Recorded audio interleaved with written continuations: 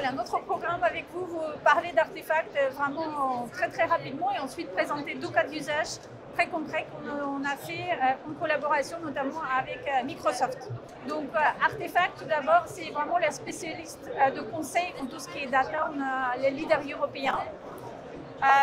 On travaille vraiment sur tous les aspects data, de la définition de la stratégie de l'IA, sur les fondamentaux nécessaires pour mettre tout ça en place, donc plateforme data, data gouvernance, qualité de données.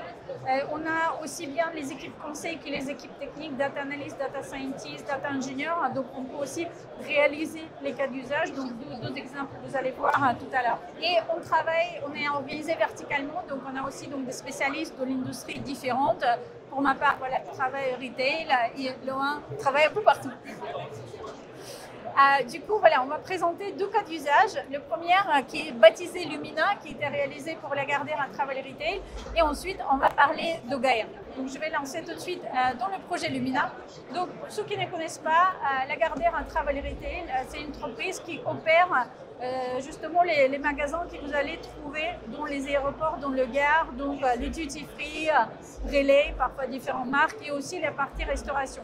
Comme vous pouvez imaginer, pour générer les chiffres d'affaires, ils ont besoin de répondre à beaucoup d'appels d'offres, des aéroports, des gares et ainsi de suite. Donc ça, c'est le point clé.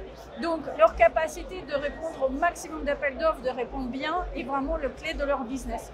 Donc on a réfléchi ensemble, justement on a fait un exercice sur la définition de stratégie IA, et un des éléments clés qui est sorti, justement tout ce process de réponse aux appels d'offres. Est-ce qu'il n'y a pas quelque chose à faire de l'IA? Et finalement, voilà, si effectivement il y a quelque chose à faire pour l'IA. Donc ce qu'on a fait, on a construit une solution qui les permet de faire plutôt 2 choses. Au moment où ils reçoivent l'appel d'offres, de faire analyse, faire une synthèse, interroger ce document. Donc ça c'est la première partie qui fait gagner pas mal de temps à beaucoup de monde.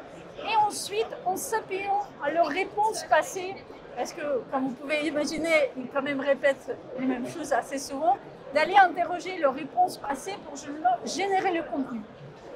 Pourquoi c'était aussi en termes de, on va dire, impact business, pourquoi c'était important pour le garder?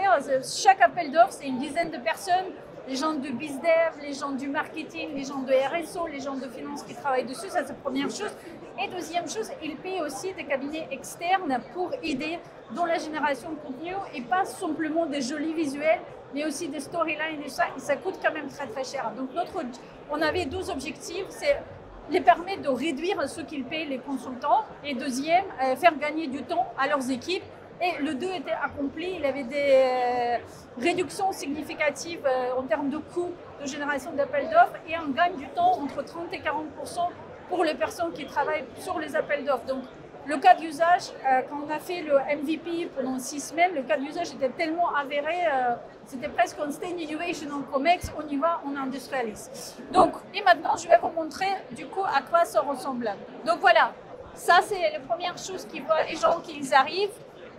Première chose qu'ils vont faire, ils vont construire un projet pour leur équipe. Parfois, il y a les appels d'offres qui sont confidentiels. Il ne faut pas que cette information sorte de partout.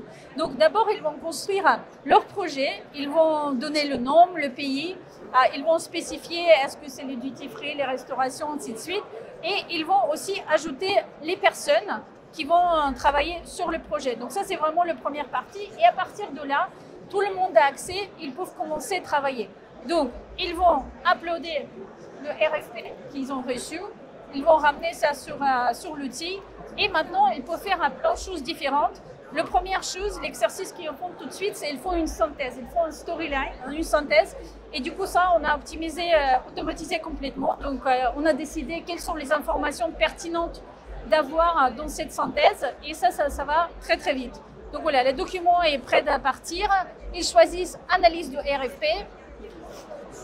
Ils choisissent le filtre s'ils ont besoin parce que bon, là, il est en l'occurrence juste un document dans ce démon, mais ils peuvent avoir plein.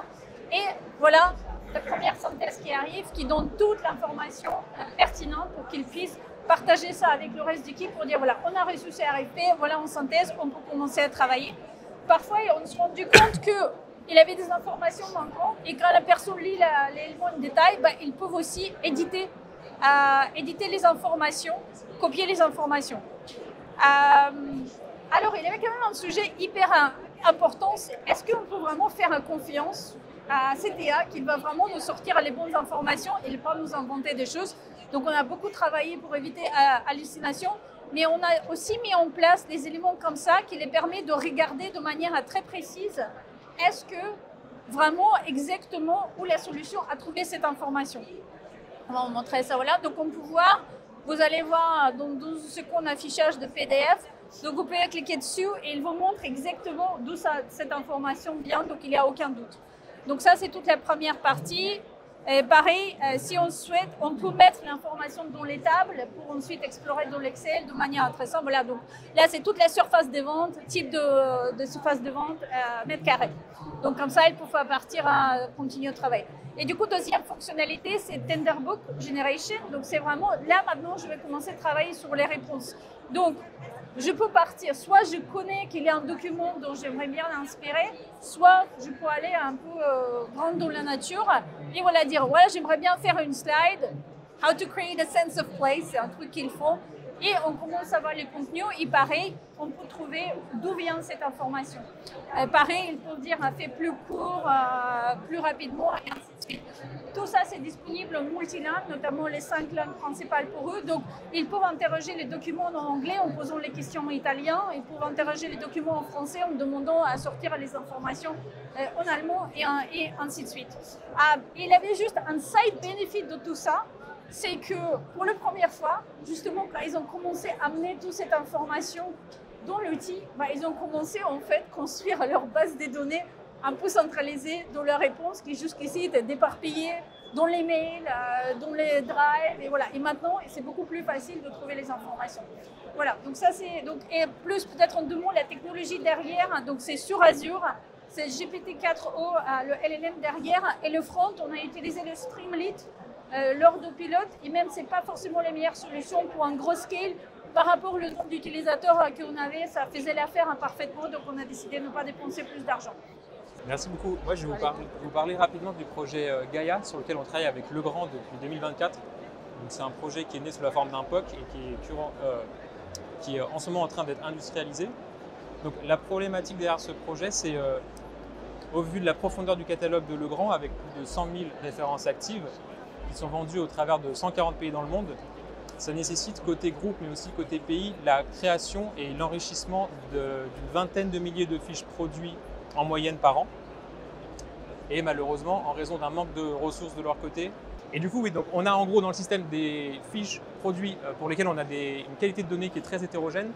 Et bien souvent, Legrand a fait appel à des agences spécialisées pour venir renseigner ces fiches produits. Donc ce que je vous propose, c'est de directement aller sur l'outil pour vous montrer du coup la grosse force de Gaia, ça va être de pouvoir générer ce contenu-là dans les fiches produits. Donc là, ce que je vais faire, je vais mettre en mode local par exemple. Je vais sélectionner un produit qui est présent dans le PIM. Je vais sélectionner ensuite sur quelles données je veux me baser, donc quelles sont les données en input. Donc là, j'ai mon produit, j'ai une vue synthétique des données groupes. Juste en dessous, j'ai une vue sur les données locales, mais aussi sur les données techniques. Et je vais pouvoir demander à Gaia ici de me générer un certain nombre d'attributs. Donc, je vais en prendre quelques-uns au hasard. Et je vais aussi pouvoir lui donner la langue dans laquelle je veux générer ces attributs-là. Par exemple, en anglais. Et donc, ce qu'on va voir ici, c'est sur la gauche, le contenu qui existe dans le PIM. Et sur la droite, le contenu qui a été généré par l'outil. Donc, comme on peut voir, certains champs sont vides côté PIM. Et on a été capable de générer quelque chose côté Gaia en se basant sur les données marketing existantes et sur les données techniques. Bon, là, en l'occurrence, j'ai pris un exemple qui était complètement vide, mais potentiellement, on peut avoir des choses et qu'il existe quelque chose ou non, on sera capable de générer un champ en face. On a délibérément choisi de ne pas le connecter directement au PIM en boucle retour pour garder vraiment le contrôle côté humain qui s'assure que la description est en effet de bonne qualité avant qu'elle puisse remonter dans les systèmes. Et pour ça, d'un point de vue technologique, on utilise maintenant le modèle ChatGPT 4.1. On vient de faire l'upgrade et on a vu pas mal d'améliorations sur la performance, surtout sur la gestion des différentes langues. Et donc là, c'est un des cas d'usage que je vous présente aujourd'hui, mais l'idée, c'est de pouvoir centraliser toutes les activités autour de la mise en qualité de la donnée produit dans ce même outil avec par exemple des features de transformation de la donnée et aussi de monitoring. Donc voilà, n'hésitez pas si vous avez des questions. Le front, pareil, c'est sur Streamlit, donc c'est la même solution que ce qu'Elena a montré juste avant. Mais l'idée, c'est qu'on passe bientôt sur une nouvelle interface. Ah, et pardon, un petit point sur l'adoption. L'adoption est hyper positive. En 2025, on a déjà 15 000 fiches produits qui ont été générées avec Gaia, sachant qu'on couvre à date une quinzaine de pays et on va l'étendre progressivement au cours de l'année.